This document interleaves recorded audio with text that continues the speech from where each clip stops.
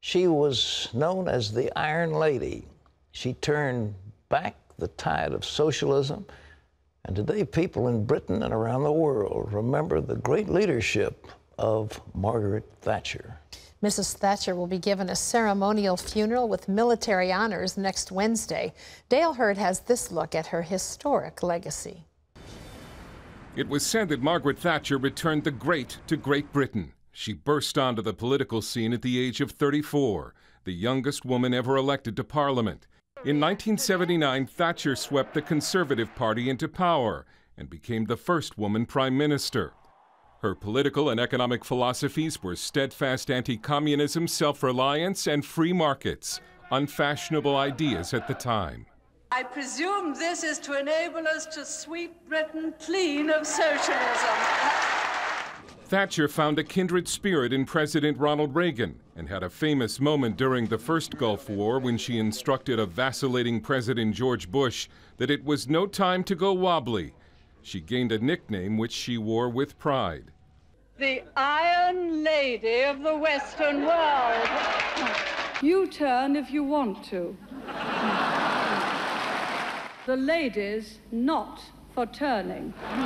She led Britain to victory when Argentina invaded the Falkland Islands. But in 1990, she was ousted in a bitter political fight within the Conservative Party. Still, Thatcher's legacy remains intact in the United Kingdom and around the world. Ladies and gentlemen, we're leaving Downing Street for the last time after 11 and a half wonderful years, and we're very happy that we leave the United Kingdom in a very, very much better state than when we came here 11 and a half years ago. Dale Hurd, CBN News. Well, we mourn the passing of a great leader, somebody who took her country through troublous times, reversed the course of tide of socialism, sold off a number of state assets that had been acquired during the socialist administration, fought down the workers who were striking in the coal industry. An amazing woman.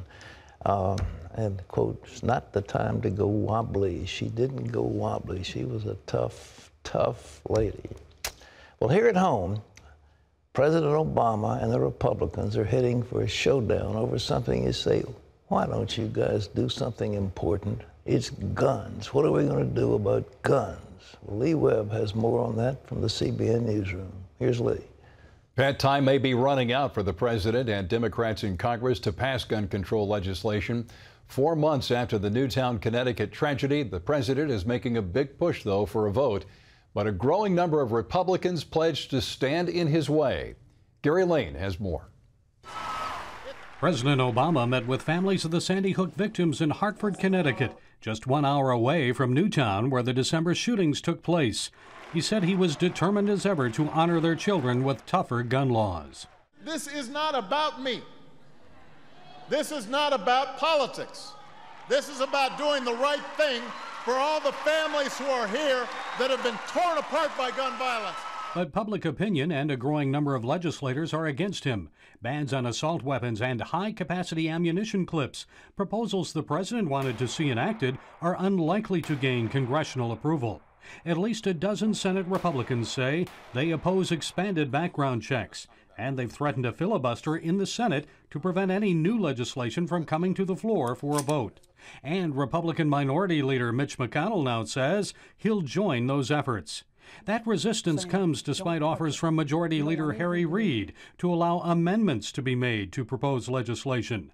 Conservatives say the Democratic proposal would violate the Second Amendment, the right to bear arms, citing history's lesson that government cannot be in all places at all times, and history's warning about the oppression of a government that tries. The president says he wants an up or down vote. They're not just saying they'll vote no on ideas that almost all Americans support. They're saying they'll do everything they can to even prevent any votes on these provisions. A new CNN poll shows that only 45% of Americans now approve of the president's handling of the gun control debate. 52% disapprove.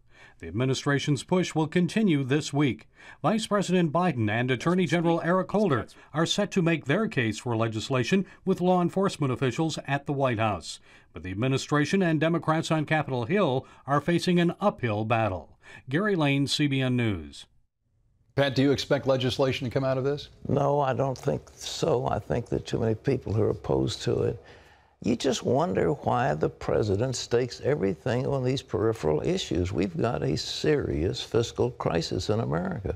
We've got people who are unemployed by the millions. We've got all kinds of problems facing us. And so he wants to spend week after week after week hassling people about how many clips and how many bullets in a magazine and what can be sold.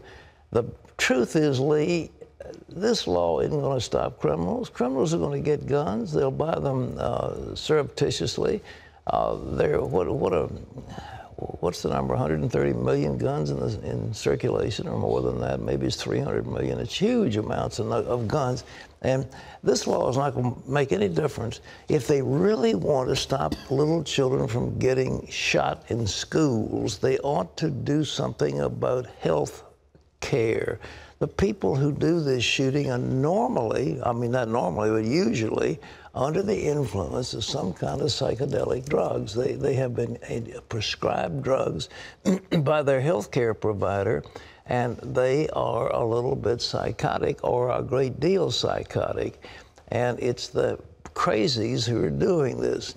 And it's not the guns that are shooting people. It is people who are mentally unstable, who are in charge of the guns, and they can get the guns any place they want to, and we're not going to stop it by this legislation. So it is just a colossal waste of time in the midst of trouble, when we've got trouble all over the world, and the leadership of this nation should be paying attention to. Lee? Speaking of waste, Pat, the federal government is wasting uncounted billions of taxpayer dollars because of overlapping programs. The government's own General Accounting Office issued that finding. USA Today reports the study found 31 areas of duplicated spending. For example, at least 23 federal agencies run hundreds of programs to support renewable energy. Agencies spend billions on data for maps without checking to see if any other government agency already has maps they could use. And each branch of the armed services has its own camouflage uniforms without sharing them with other branches of the service. The report cannot say how much money is being wasted, and Oklahoma Republican Senator Tom Coburn says the big problem the GAO had, if you read the report, they can't adequately estimate their savings because agencies can't tell them how much money they're spending. We're a mess. Amen, Pat. You know, I worked with Peter Grace, or for Peter Grace, a long time ago with Grace, and he did the Grace Commission, and Peter said he went to then President Reagan, and Reagan said, I want you to tell me how many federal workers there are in California. That's my home state. And Peter Grace and the Grace Commission, with all the resources they had, asked and asked and asked. They never could find out, because nobody in the government could tell them how many Americans were employed for the government in California. They couldn't find that answer.